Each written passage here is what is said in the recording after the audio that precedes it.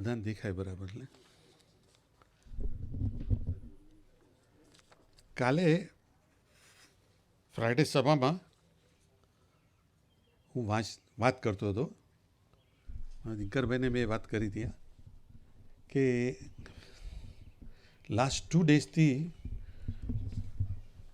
આપણે ગુરુજીની દિલ્હીમાં એમની જે અનુષ્ઠાન શિબિર હતી એની કસેટ સાંભળતો હતો ગુરુજી. અને મને એક વાત બહુ સરસ ટચ કરી કે એમાં એ પેજની અંદર આખું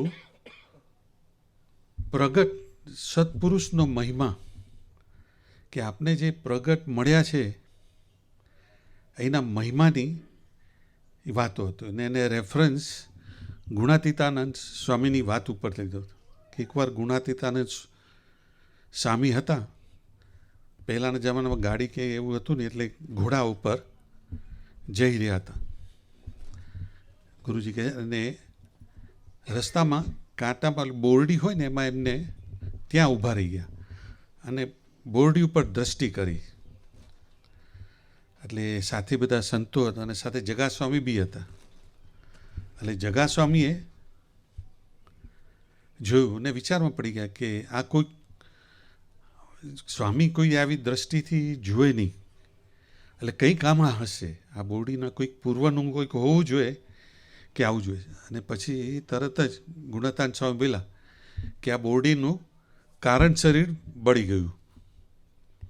આ બોરડીનું કારણ શરીર બળી ગયું. કારણ શરીર એટલે આપણા જે 3 છે, જે સ્થૂળ, સૂક્ષ્મ અને કારણ. એટલે કારણ શરીર છે એ આપને જન્મ મરણના ચક્રાઓમાં ફેરવ્યા જ કરે છે. હવે એ બોરડીનું કીધું કે કારણ શરીર બળી. એટલે જગાસ્વામી ગુણાતીતાનંદ સ્વામીને પૂછ્યું. એટલે ગુરુજી કહેતા હતા કે એકચ્યુઅલી જગાસ્વામી તો પર હતા, એ તો જાણતા બી હતા, છતાં પણ એક આપણા માટે એમને સવાલ પૂછ્યો કે સ્વામી, કે આ બોરડીનું કારણ શરીર બળી ગયું.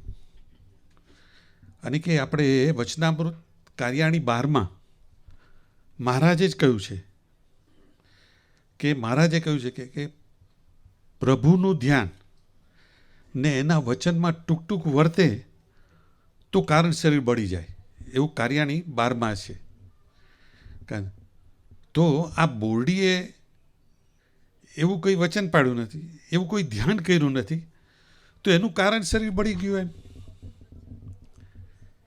ત્યારે ગુણાતીતાનંદ સ્વામીએ કહ્યું કે કોઈ મોટા પુરુષની દ્રષ્ટિ પડે કે એની જો કૃપા થાય તો કારણ શરીર બળી જાય. પછી એમાં કોઈ શાસ્ત્રોનું વચન નથી આવતું. એટલે કે શાસ્ત્રો એટલે કે કોઈ ઉપનિષદ, એટલે ગુરુજી કોઈ ઉપનિષદ કે એની કે એવા મોટા જે ગ્રંથ એની વાત નથી કરતા, વચનામૃતની વાત કરે છે. અને વચનામૃત પ્રમાણે પણ એમાં બી જો મોટા પુરુષના એના વચનમાં જો આપણે વર્તી જઈએ અને એની જો આપણા ઉપર કૃપા થઈ જાય તો આપણું કારણ શરીર બળી જાય. કારણ શરીર આપણે જન્મ મરણના એવા આજે આપને મળ્યા છે. અને એમાં ત્યાં નરેન્દ્રભાઈ હતા, એમ છે પંજાબના છે, એમના રેફરન્સમાં વાત કરતા. તો એમને કહ્યું કે કાકાજી માટે એમને બહુ મહિમા હતો. તો એમને કહ્યું કે કાકાજી માટે એ કે બધા બહાર બધે વાત કરે છે કે કાકાજી સ્થૂળ દેહ નથી, દિવ્ય દેહ અહીંયા છે, સ્થૂળ દેહ નથી.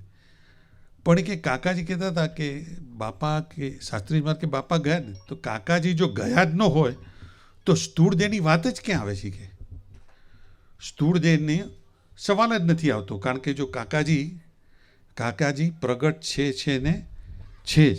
અને આજે બી આપણા માટે અહીંયા આગળ જો તો કાકાજી આ બધા આપણા અહીંયા જે સત્પુરુષની અંદર પ્રગટ છે અને છે. એટલે એ પ્રગટનું મય કે એવા પ્રગટ સત્પુરુષો આપને મળ્યા છે.